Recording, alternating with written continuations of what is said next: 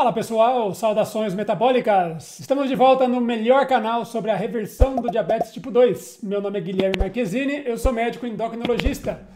Vamos aprofundar um pouquinho essa conversa hoje? O vídeo vai ser um pouquinho mais elaborado e o grande objetivo é fazer você pensar. Quero ver você pensando sobre resistência à insulina. Vamos ver se eu consigo? Começamos logo após a vinheta, vamos lá?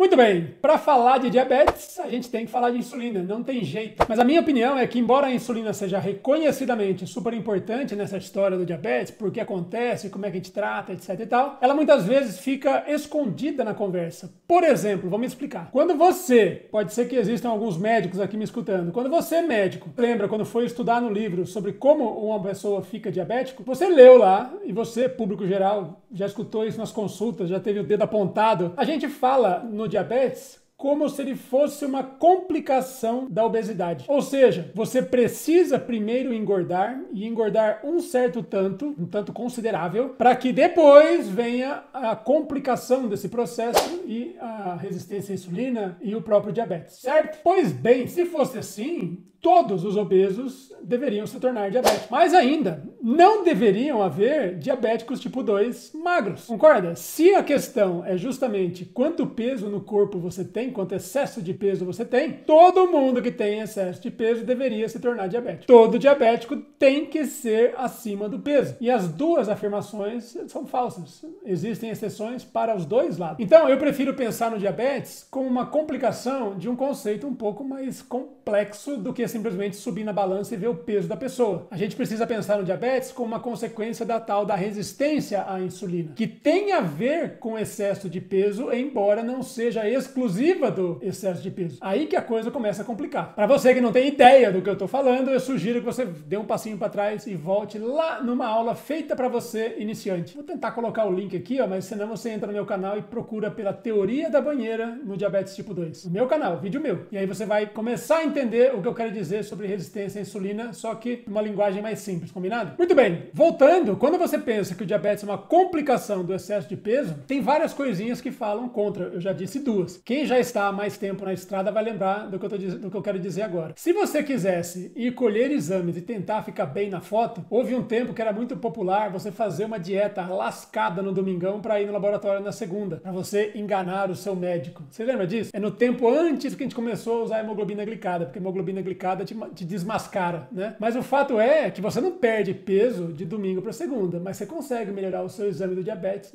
de um dia para o outro. Outro exemplo desses, o paciente quando é bem obeso e vai fazer uma cirurgia do estômago, uma cirurgia bariátrica para tratar o peso, para ajudar na perda do peso, no emagrecimento. No primeiro dia após a cirurgia, antes de ter usado os hormônios novos intestinais, antes de você ter perdido todo aquele monte de peso que você tem a perder, você nem começou a comer depois da cirurgia, você está internado ainda e o seu diabetes já foi pro saco. Antes de tudo, ainda no hospital. Se o diabetes é uma questão relacionada ao peso, como é que você me explica tantas exceções assim? Aí que tá, nessa história de quem vem primeiro, quem é o ovo e quem é a galinha, eu tenho preferido imaginar que tanto o excesso de peso quanto o diabetes tipo 2 são consequências de um processo que vem antes. Eles não são a causa, eles são a consequência. A causa seria esse processo chamado de resistência à insulina. Resistência à insulina também está presente no paciente obeso, mas não todos. Também está presente no paciente diabético, mas não todos. Aí que fica complicado, porque a gente gostaria de uma regra que funcionasse sempre para todo mundo, mas medicina é complicado mesmo, entendeu? As pessoas não obedecem às regras. Tô brincando, é claro, mas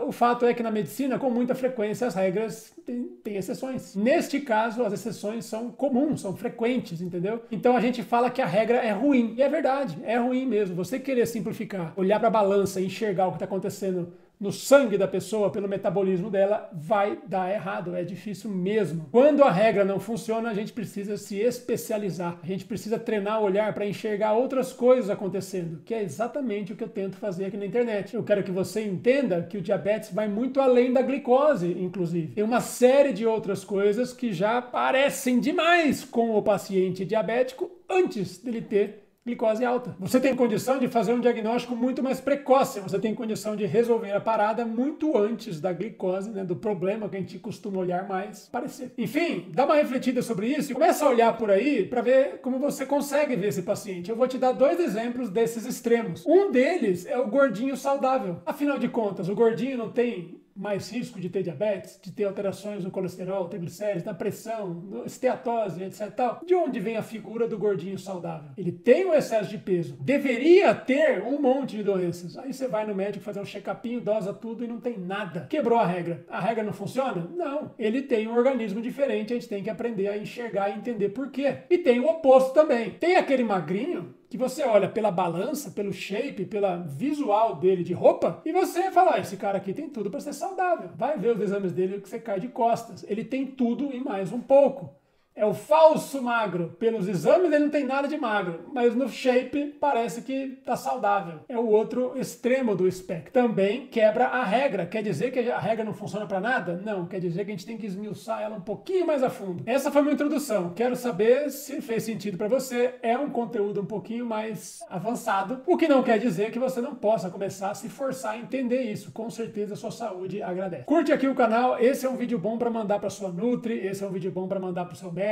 Vamos dar uma provocada nesse pessoal, não custa nada. Vamos tentar enxergar essa situação de um jeito diferente. Com certeza a abordagem prática na vida real fica diferente e olha, na minha experiência, eu já estive lá do outro lado, os resultados aqui são melhores. Então, manda para eles que quem tem a ganhar é você. E no fundo, vocês sabem, né? A gente tem uma meta nessa página aqui de reverter 1 milhão de casos de diabéticos no Brasil. E eu não vou fazer isso sozinho, eu preciso dos outros profissionais. Você vai fazer esse favor de divulgar essa informação até eles. Se inscreva no canal, curte o vídeo, compartilha e eu te vejo no próximo vídeo. Um grande abraço, até a próxima!